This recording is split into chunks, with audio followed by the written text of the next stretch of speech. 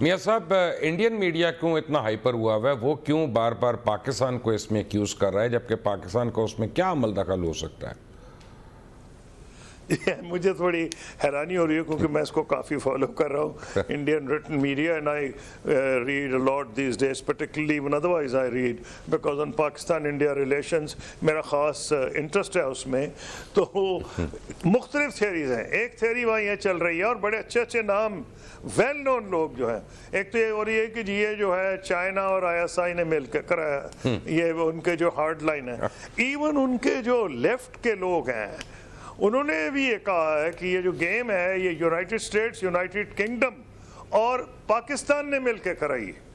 میں تو خود حیران ہو گیا ہوں. اور وہی کہہ رہے ہیں اس کا مقصد یہ تھا کہ انڈیا کو بھی چیک میں رکھنا، اور یہ جو بات تھی Hasina was trying to become very independent, یہ اس میں کہا جا رہا ہے جو پرو حسینہ لیفٹ انڈیا میں ہے.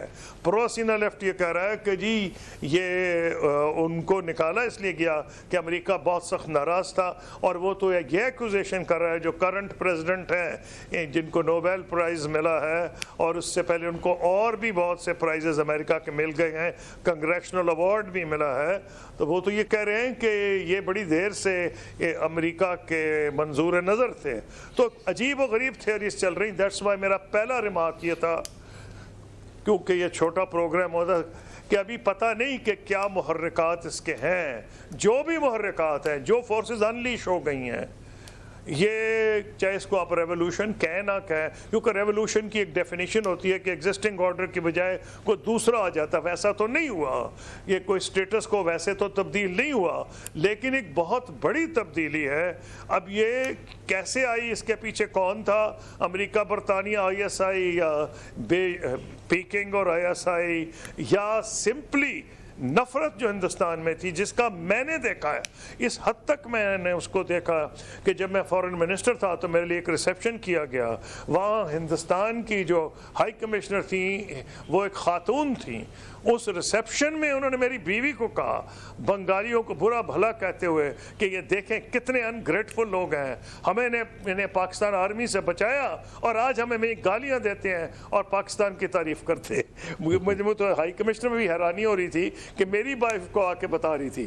مجھے تو یہ سن کے بڑی خوشی ہوئی. لیکن میں آپ کو یہ کہہ رہا ہوں کہ وہاں جو سینٹیمنٹ ہے، ابھی میں ملا تھا لنڈن میں ایک بہت ویل انفارمڈ، ویل کنیکٹڈ بنگلہ دیشی کو میں نام نہیں لے سکتا. میں حیران ہو گیا کہ انہوں نے مجھے آج سے 9 مہینے پہلے کہا کہ ایک لحاظ سے وہ غلط ثابت ہو اور ایک لحاظ سے ٹھیک. انہوں نے کہا جی یہ ختم ہوگی. میں نے کہا اگلے الیکشن میں BNP کا کیا حل ہوگا؟ انہوں نے مجھے کہا، وہ BNP کے سپورٹر تھے، بہت بڑے سپورٹر تھے، کہ جی وہ تو آ رہے ہیں، یہ جو بھی آئے گا حسینہ فارغ ہوگی. اور وہ کچھ اشارے کر رہے تھے، میں اس کا ریفرنس نہیں بھی دینا چاہتا، یعنی کنسپیرسی تھیوری بھی بیچ میں لا رہے تھے، اور ان کا وہ فارغ ہو، لیکن فارغ ہو گئی ہیں.